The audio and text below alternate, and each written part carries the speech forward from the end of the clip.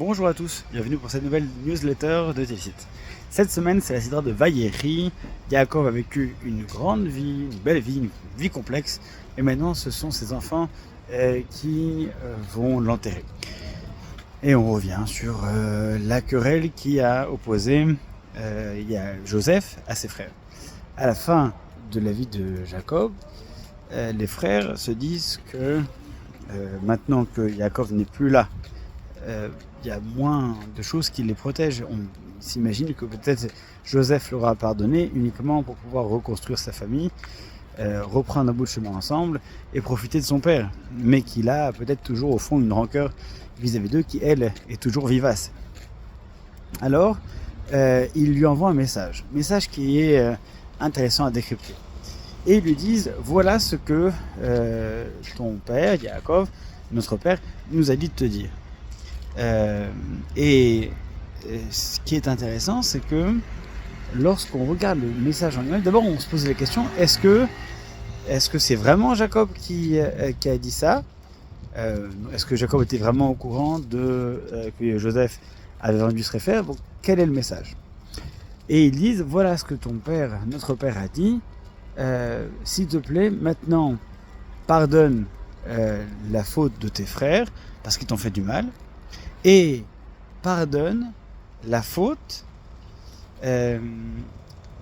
des serviteurs du Dieu de ton père. Pardonne la faute des serviteurs du Dieu de ton père. Donc on a deux fautes qu'il faut pardonner, la faute de tes frères et la faute des serviteurs du Dieu de ton père. Ou là la question de savoir si Jacob était effectivement au courant, ou alors est-ce que c'est eux qui expriment ça dans sa bouche.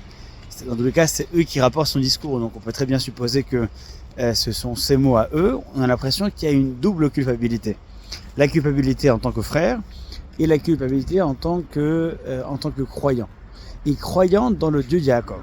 Dieu de Yaakov qui a signé un pacte avec Abraham, Isaac et Jacob et leur descendance.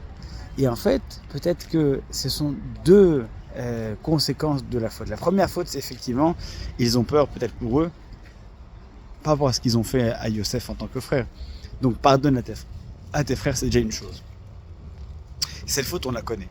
Mais celle qui est intéressante de creuser, c'est pardonne à la faute des serviteurs du Dieu de ton père. Et dans cette partie-là, il semble que c'est autre chose qui est en train d'être dénoncée, ou plutôt sur lequel ils sont en train d'exprimer les regrets, et ils demandent pardon là-dessus. C'est-à-dire que c'est une chose, en tant que frère, déjà c'était innommable d'avoir vendu, et c'était catastrophique, et ils le regrettent, et ça ils l'expriment déjà. Mais en plus de ça, indépendamment de la question de frère, sur le plan de l'humanité tout court, leur erreur, leur faute, leur faillite n'est pas constituée uniquement autour de la question de la fraternité. C'est parce qu'ils sont frères que c'est un problème. C'est parce que c'est un problème tout court d'avoir condamné une personne à l'exil et à l'esclavage. Donc ils demandent pardon parce qu'ils sont frères, mais ils demandent pardon parce que c'est quelque chose qui est inhumain de manière générale sur le plan de l'humanité. Et pire encore, parce que même s'ils avaient été pas des frères, même si ça avait été des gens, il y avait des mœurs à l'époque où il y avait des gens qui se comportaient mal avec des étrangers, mais là, il s'agit en plus de personnes qui se qualifient d'être morales, de personnes croyantes, de personnes avec des valeurs.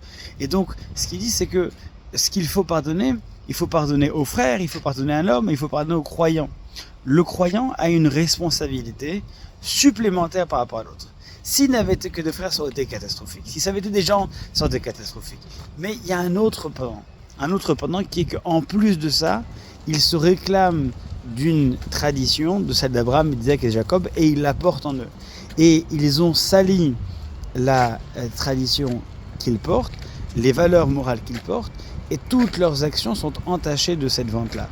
Et donc ils demandent pardon en tant que frères par rapport à ce qu'ils lui ont fait, en tant qu'humains, mais aussi par rapport au message. Pardonne-nous d'avoir sali le message, nous qui sommes les serviteurs du Dieu de Jacob. C'est tout ce que Jacob a construit, tout ce qu'Abraham et Isaac a construit, qui ensuite a été sali, et ils demandent pardon également sur ça. Ça nous fait prendre conscience que parfois nos erreurs n'engagent pas uniquement notre responsabilité sur le plan de la justesse ou de la justice de nos actions, notre responsabilité vis-à-vis des autres en tant qu'homme, en tant que frère, mais également en tant que juif. Parce que le judaïsme a des valeurs et que nous, de par notre état, de par notre fait, on porte ces valeurs-là. Chacune de nos erreurs va entacher automatiquement, qu'on le veuille ou non, les valeurs que tous les juifs portent. Et cette responsabilité-là, ils s'en excusent aussi, et c'est d'un côté ces devoirs qui sont aussi ces privilèges qui font que nos responsabilités nous obligent, nous élèvent, mais également nous accusent lorsque on les a faillis. Et c'est pourquoi ils formulent leurs regrets sur différents plans, et en tant que frère, en tant que personne, et en tant que croyant, personne qui se rattache à Dieu, parce que de cette manière, on est en train aussi d'engager la responsabilité de la créance, et donc par conséquence aussi de Dieu et de ce qu'il souhaite porter à l'humanité. Shabbat Shalom, et à très bientôt au prochain livre pour le livre de Shemot et notre prochaine newsletter.